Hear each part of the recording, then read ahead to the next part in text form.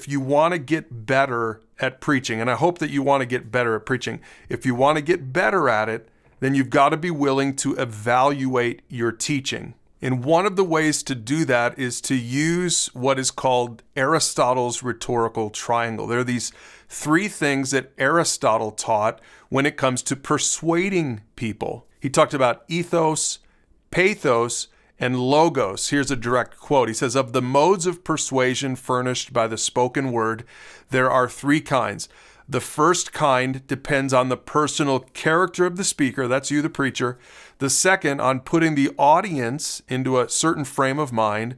And the third, on the proof provided by the words of the speech itself." So let's go back to that rhetorical triangle, ethos, pathos, and logos, and let's take them one at a time so you can use this to evaluate your next sermon. First of all, ethos is talking about the credibility of the speaker. And the question you want to ask here is, are you believable? What qualifies you to preach this message in the first place? Why should someone listen to what you have to say in the sermon? Now, in our preacher training, we talked about these 5 questions that you can ask yourself if you want to know if you're qualified to preach. Are you connected to Jesus?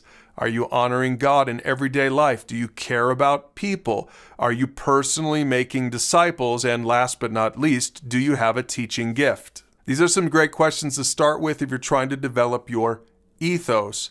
And let me just say this, if you're new at this, cut yourself some slack because it's going to take you a while to feel qualified to preach.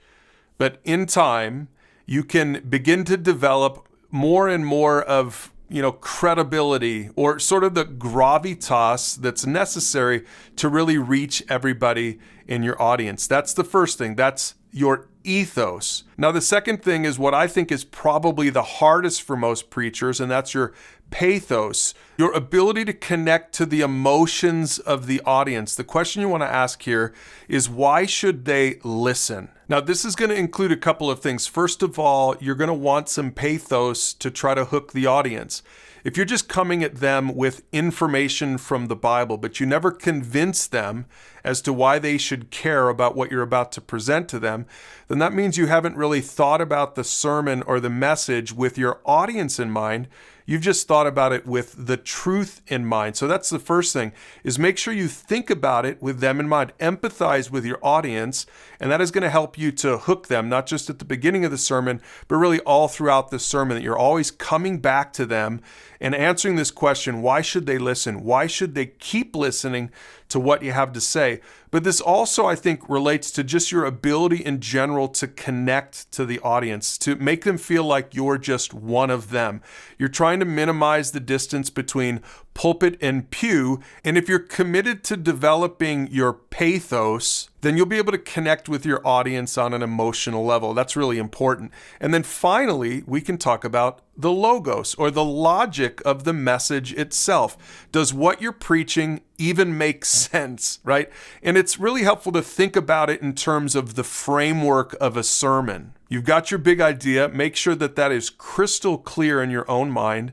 And then that, of course, is going to lead to your talking points. Typically a set of 3 to 5 points that you're trying to make as you're getting across your big idea. Now, as you're doing this, remember to use Scripture and the exposition of Scripture, or your ability to explain Scripture. And don't forget to use plenty of stories to get the point across. And if you are really strong with your logos, then all of it is going to connect right back to the big idea by the end of the sermon. Now, a word that I encourage you to have in your mind as you prepare your message is the word simplify.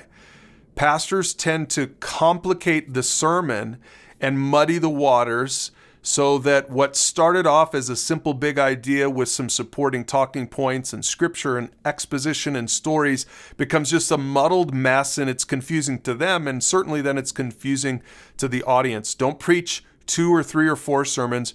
Preach one simple, unified sermon, and make sure that it all connects together at the end of the day. And usually that means you're going to have to cut out some of your material. So that's Aristotle's rhetorical triangle: ethos, pathos, and logos. And I encourage you to go back and evaluate my presentation here to see how I used these 3 elements for this video. And then go ahead and use this framework to bring your preaching to the next level.